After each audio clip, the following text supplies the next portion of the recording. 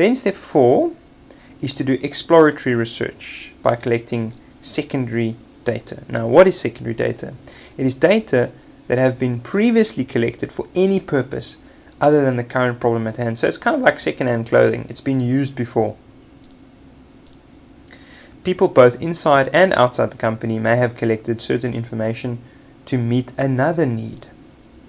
For example, like the South African census in 2011, that was collected by the government to determine how many people live in South Africa and where they live and so forth. Most research projects rely on some secondary data, and you can usually be obtained quite quickly and inexpensively. You can just purchase reports online because it's already been collected. The problem, of course, is finding the relevant and appropriate data for your situation at hand. So here's an example of the census that was done in 2011 and what were some of the highlights that were found. 8 out of 10 people were black African. There was a total population of just under 52 million and the average age was 25. In the last decade, the population grew by 7 million people, and then you can see the populations between 96 and 2001. Okay, so that's typical information that is used by many other companies and firms in South Africa, but it's secondary data because primarily it was collected firstly by the government for their own use, but they made it available to others as well. Here's another example of secondary data that's also been collected by the government and made available. It's got to do with the population. It's a population diagram. But what they do is, it's cool, they actually create the actual size of the province, not based on the geographical size, but based on the amount of people that live in the province. So as you can see, even though on the bottom map, which is a geographical map, the one right at the bottom left, you'll see Gauteng is got a little red spot. You can see it's the smallest province. But in the other population diagram, you can see that Gauteng is actually the biggest because it's got the most people living in it. And they've even enlarged it to the right there. And some people call this diagram the beating heart of South Africa is Gauteng, because the most people live there and it produces the most money for South Africa. Okay, and you can see there in the bottom left as well, the amount of people living there in 2011 was just over 12 million.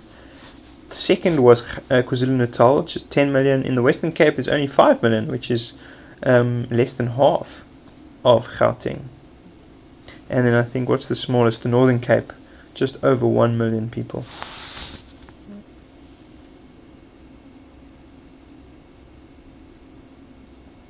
Okay, then step 4. Exploratory research by collecting secondary data. The major sources of secondary data you can see in your textbook. That page is for the 4th edition. It might be different in the 5th edition. Some secondary data include internal information, market research firms, trade associations, universities also produce information that can be used as secondary data, professional associations and foundations, commercial publications like from banks, government data like the census I showed you, and then of course online databases of information. And lastly, you get CD-ROM database packages that you can also use. So there's vast amounts of places where secondary data can be accessed. The advantages of secondary data is that it helps save time and money. It helps the researcher formulate and refine the problem statement, help them understand the problem statement better, because maybe other people have also done research on that problem, so they can use that other examples to help them with their research problem. It can provide ideas for research methods and what type of data is needed, also from previous examples of other people that have done similar research. You can get ideas of methods and what data is needed. It can help pinpoint the kind of people to approach, again, because of previous data that was collected by other companies as examples. And of course, it can serve as a basis for comparison. This is what they found, and this is what we found. What are the differences, and what are the similarities?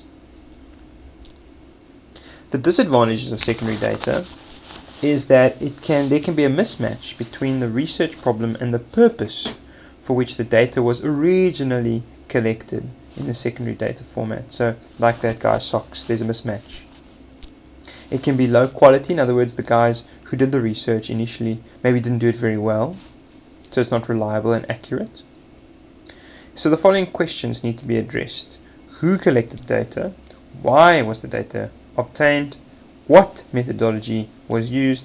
And when was the information collected? All those 4 things will help you determine what data is best, what secondary data is best to use.